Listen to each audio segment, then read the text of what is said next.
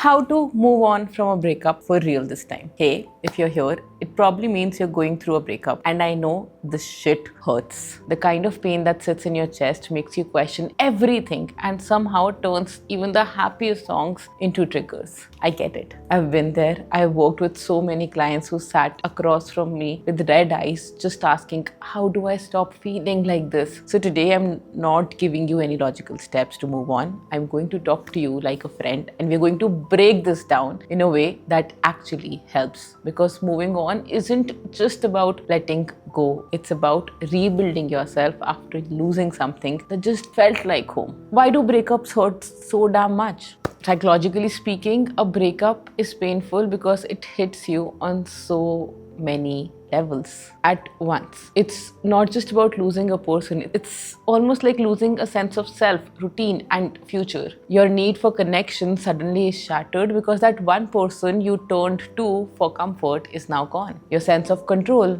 is gone, especially if you didn't see the breakup coming or you didn't want it. Your self-esteem usually takes a hit because breakups make you question, was I not good enough? It just hurts your heart so much. I'll give you a small example. I had a client, let's just call her Aisha, who told me, I feel like I'm floating, like nothing makes sense anymore. This is because breakups don't just break your heart, they break the way you view the world. And our job right now is to rebuild that. The first thing you want after a breakup is answers. But do you really need them? Almost everyone who gets broken up wants to know why. Why did they stop loving me? Why did they move on so fast? And why did I not matter? More than that, why wasn't I enough? It's very funny how very easily we just, comment on how we are not enough. And sure, sometimes you get a clear explanation, but most of the time you don't. And even when you do, it never truly feels like enough.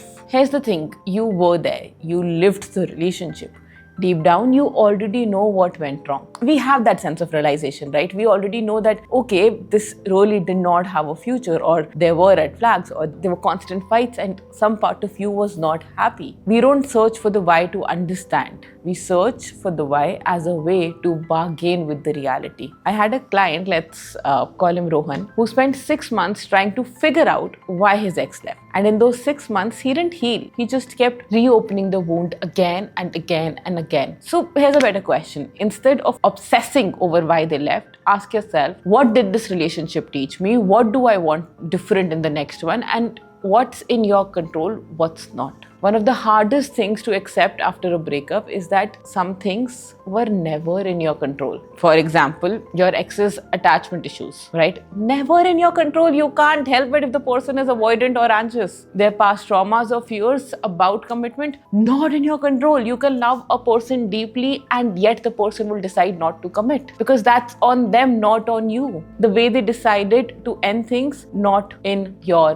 control. I mean, yes, we would like it to happen. We would like that, oh, that was the love story that you wanted, that was just perfect. But darling, that's just the idea that was perfect. The reality of that person and what you've been imagining in your head as to how they were the best, how it was perfect, they're just two very different things. If you keep telling yourself, if only I had done this, they would have stayed, you're keeping yourself stuck. You didn't lose them because you weren't enough. You lost them because they weren't aligned with you. And just let that sink in for a minute. When somebody is aligned, it feels natural and they don't give up. If somebody has given up, you can't do anything. You have to come to a place where you just accept the fact that it's good that it did not happen.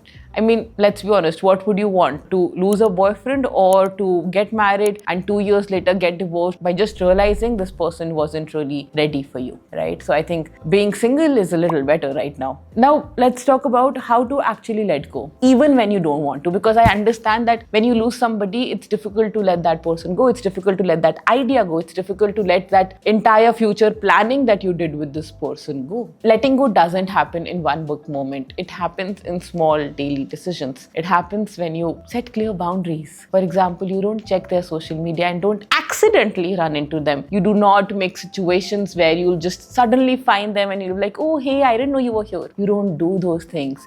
If you have a no contact, you keep the no contact. You return their things or you put them out of sight. One of the golden rules of moving on is out of sight, out of mind. And whenever you catch yourself idolizing them, because I promise they weren't as perfect as they are in your mind, it is just your imagination of how amazing a person can be. But what if they realize their mistake and come back? To that I said, and if they do, would you really want someone who had to lose you to see your worth? Listen, healing is just about creating a new future, not wanting the past to come back. So if you're constantly thinking that, oh, maybe 2 months from now, maybe 1 year from now, oh, maybe just if I do this person will come back. Not gonna happen, because if somebody wanted you, they wouldn't have left. I want you to visualize your life 6 months from now. Not just getting over them, but actually building a life that excites you. Every single thing that you've always wanted to do. What kind of friendships do you want? What kind of people are there in your life? What kind of work are you doing? What kind of hobbies do you have? Where do you want to start? Where are you living? Every single thing. Who are you talking? And more importantly, what kind of love do you want to experience in the future? Because whatever has happened, that has given us learnings, right? So what we want is still better. So we always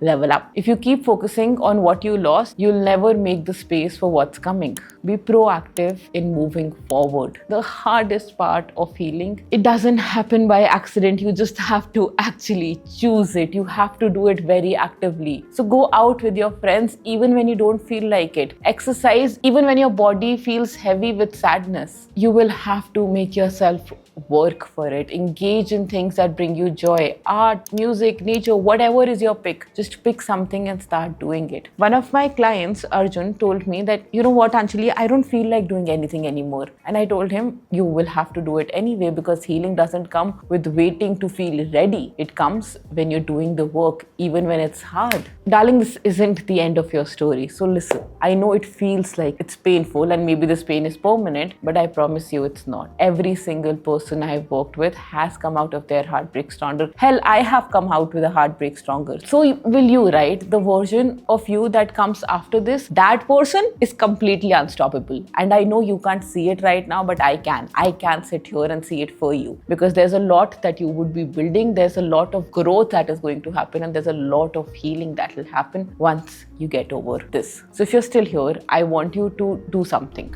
One, drop a comment below and tell me what's one thing you're going to do today that makes you bring your power back. And if this helped you even a little bit, please consider subscribing, because you and I, we are moving on together. You're not alone in this. Until next time, take care.